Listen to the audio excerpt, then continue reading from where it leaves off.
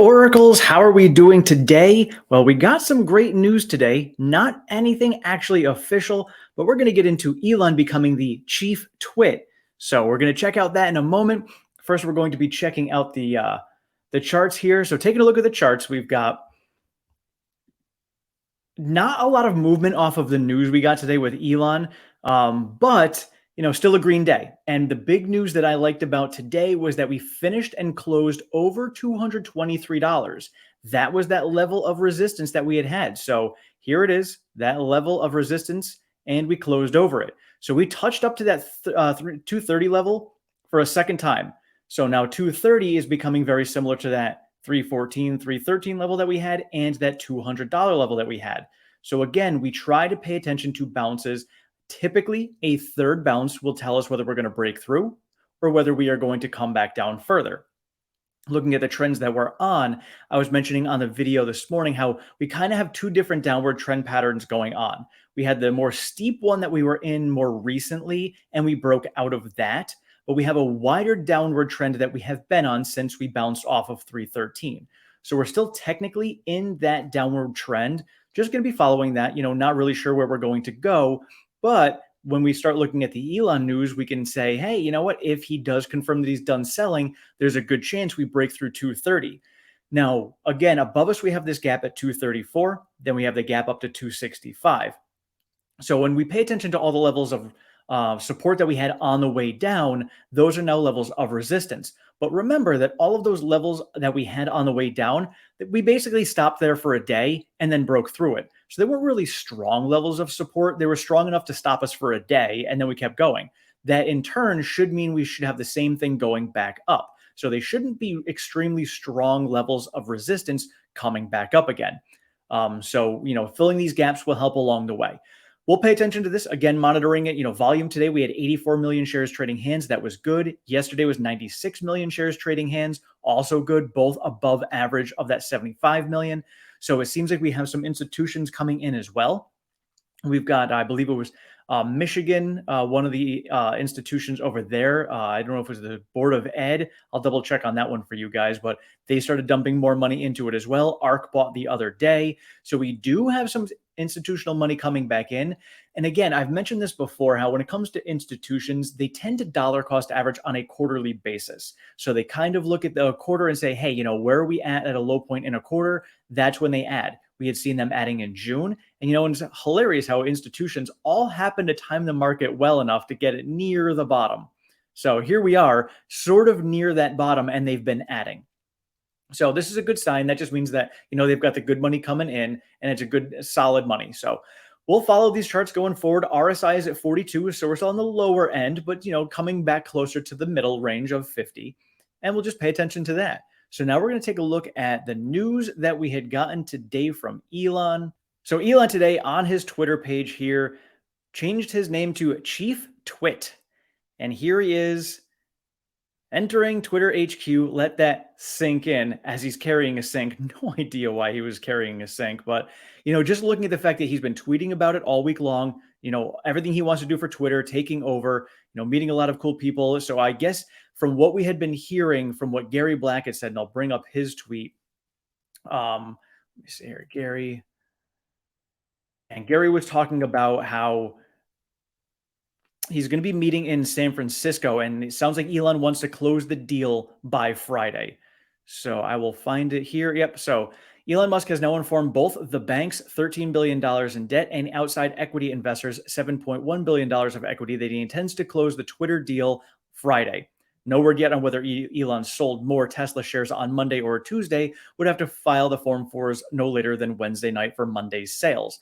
So I've been paying attention to this. Still no Form 4s. I checked right before I got on here, and we'll check again before we get off of this. But it sounds like still no Form 4 filing. So maybe the sell-off on Monday was, really just due to the China news, and it was an overreaction. Who knows? But again, we have until tonight to find out. So we'll check on that. And so it sounds like this is what's going on. So it sounds like Elon is going to be closing the deal on Friday. This is what he wants to do. And we'll follow it from there. So very excited about this personally. You guys can let me know how you feel about him purchasing Twitter, or if you're just excited that this thing is going to be finally over with the overhang. And now looking at the charts, maybe this is what's going to cause us to break out.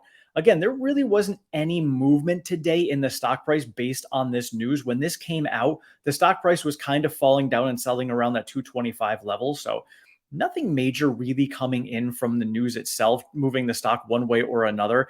I think the thoughts of Elon selling on Monday were the thoughts that really drove the stock price up the last couple of days. So we'll pay attention from here to what's going on.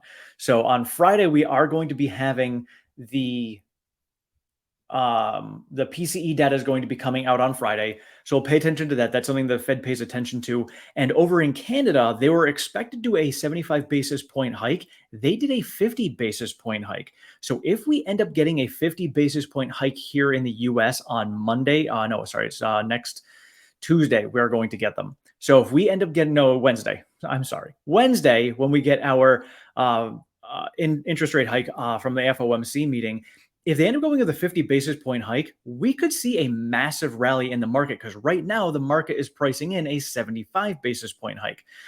So that could be big. I don't know. I believe right now the market is pricing in significantly a 75 basis point hike. So we'll pay attention to that, see how that goes. Other news that came out today, we don't have really a lot of anything else that I had seen of major news. With the China demand, we had talked about all of that. I'm going to be looking to get some more people on the channel. If there's anybody else you guys want me to have on here, the community is awesome. Like Farzad had no problem coming on here. I'm definitely going to have him on again. I'm going to have Nicholas Gibbs come on here. So I may have Nick and Farzad on at the same time. Have a good conversation. I'm going to have Jen Strahan on here. We're going to have Warren on here. Having some good conversations. I'm looking to have Dr. Jack and my friend Pedro on here again as well. So we'll be able to chat with those guys about some health and wealth. And so some other news that we had coming out was the Department of Justice is coming out with a probe for the Tesla autopilot that was launched last year for more than a dozen crashes. It's focused on the company's claims that the car drives itself. As Gary Black said, that said, the company explicitly warns drivers they must keep their hands on the wheel at all times. So many of the accidents that we had been hearing about in the past were usually user error. It was not autopilot. And if there was an incident that was supposed to come up, again, autopilot warns you to take over. We've seen this from Dan O'Dowd in all of his videos showing, hey, this is what the driver is supposed to be doing. This is what you are taught to do. You are not doing what the car is telling you to do. So, it sounds like, this should not be a problem, but of course, this is going to be more FUD that is getting spread around. And that may have been part of the reason why we had come down a little bit today. Overall, I don't think that's the major reason why, we didn't stay up around 230. We kind of hit that 230, bounced off. Again, very happy that we closed over 223. And now we're just going to track it from here and see if we can go higher tomorrow. And so today I ended up selling out of my BNGO position. I was going to hold on to it just because I didn't have a lot in there and I was going to see how it goes. I do like genomics long term, but for me, when I looked at it long term, I'm like, I could take that money and put it into Tesla now, and I'll have plenty of time to be able to get back into genomics later. So not a big deal there. I wanted to free up the cash. I didn't put it directly into Tesla. I just left it there as cash because the way I play Tesla right now is as we are going up, I am not going to be adding extra. I still do my normal daily ad, but I'm not going to be adding extra as we are coming up. If we get a further dip, I will add then. If anybody saw it, Chicken Genius came out with another video today discussing how he's looking to add between 140 and 180. Whether we're going to get there or not, I don't know. I like to keep my mind open to any possibilities because this helps me keep my emotions out. Because if I emotionally say we are never going to come down below 223 again, or we're never going to break below 200, and then we do, I'm not ready for that. I need to prepare myself for the worst. And when I say I prepare for the worst, it's not just preparing my portfolio with cash, it's preparing myself emotionally as well. You have to be ready for anything that's coming up, or your emotions are going to come out and you're not going to be able to handle those emotions. And then you're going to end up making an emotional decision. So you have to brace yourself for the potential worst of what can happen. Maybe he is right. Maybe it does come down to 140. I don't know. I don't personally think it's going to get there, but I don't like to look at the short-term movements other than following the charts and just preparing myself for what could potentially come up. And potentially, maybe we do get down to that level. I don't know. I just know that I prepare myself emotionally. I prepare my portfolio with cash to be able to add at those levels. Because as I said, I love to be able to buy more for less. That's just what I am doing. So it's not financial advice, but I like when the stock pulls back, then I can add more. If we don't pull back down to those levels, that's fine. I'm still adding every single day. That's the glory of dollar cost averaging. And you have the dollar cost average, you're always going to be in and you don't have to worry about it. So me preparing for the worst, that's it. And looking at the macro environment, who knows what the Fed is going to do next week? Again, we're looking at a 75 basis point hike. Maybe we get 50, but the Fed still has a significant amount of their balance sheet that they need to run off. That means that they are going to be taking money out of the economy. That is less money that could be invested. So that just means that, when it comes to funds, they're going to have to decide, do we keep our money in bonds? Do we put our money into equities? Seems like the bond market is starting to cool off a little bit. So money is starting to come back into equities. This is why we're seeing some of the market coming up. Looks like Meta had their earnings today. They did miss EPS as well, and they are down after hours. So tomorrow we're going to have Apple and Amazon with their earnings. We'll see what happens with them. That'll be the end of the big tech earnings this week. And then we'll see how we finish off on Friday when it comes to Elon and the Twitter deal. Maybe he's going to come out and say, finally, hey, it is done. We are going to be done selling. That's it. Farzad for the last 2 months has been saying, they're going to be closing the Twitter deal after hours on Friday. Book it. So I think that's actually going to happen this Friday now. We will see when that comes up. But, again, that to me is just going to be another piece that we can take off of the pie. And that to me is just going to be a great sign where big money can say, okay, now we can start putting our money back into the stock and we will start pushing the stock level even higher. So this is what I'm excited about. And this could be the start of us pushing back up again. So again, I don't know which way we're going to go. I think we could be breaking out of this. And again, I will be paying attention to these levels right here. So looking at day to day, in the downward trend, where we were today, we bounced, at that 230 mark. So tomorrow, if we get back to 230, right here at the top of this level here is going to be 228, 229. So 229 is the top of that. So if we go over 230 again tomorrow and we close over 230, that is going to be breaking out of this downward trend, the wider one that we're on. That is going to be what I'm paying attention to tomorrow. So if we can do that tomorrow, then we pay attention to Friday and see if we can continue pushing out of it. We've seen bounces out of it before and then come falling back in. So that's why I want to pay attention, because this here could be, this other downward trend. We could come out and then fall back in because we're in the wider downward trend. So just the little things that I'm paying attention to in the charts, see if we can get that. So 230 for me tomorrow, 229, 230 is going to be the big number I'm going to be paying attention to. Going down, we'd have to massively crash. I don't think we'll see a massive crash tomorrow. So tomorrow is going to be that level there. And if we can continue to stay above that 223 level, that again will be another good sign for me going into Friday. So those will be the two things that I will be paying attention to tomorrow, just to see if we're going to be going over that 230 level and closing over it. And then otherwise, we're just going to follow the Elon news, see if we're going to get the Form 4 filings, which I told you guys I would check right now. So let me get into that. And if you guys are interested in finding the Form 4 filings for yourself, there's two different places that I go to. There is ir.tesla.com. This one here is the Tesla related ones. I just refresh it regularly. All right, nothing yet here because it would show up right here. So you'll see down here like a 4. So October 5th, there's a 4. That is a Form 4 that was filed. This is the Form 10Q. That's the 8K. Those are from their earnings. And then I would just click on the PDF and the PDF would bring it up. So that was Zach Kirkhorn, and Zach Kirkhorn had sold 3,750 shares. We knew about this. We talked about it previously. Not a big deal. So that was the one for Zach. The other place that I go is here. So this is the SEC.report. This is for Elon specifically. So this is every transaction he has done. So you'd see all the purchases of Twitter that he had done all through here. Any sales that he did for Tesla would all come in here. So everything he has done specifically would be here.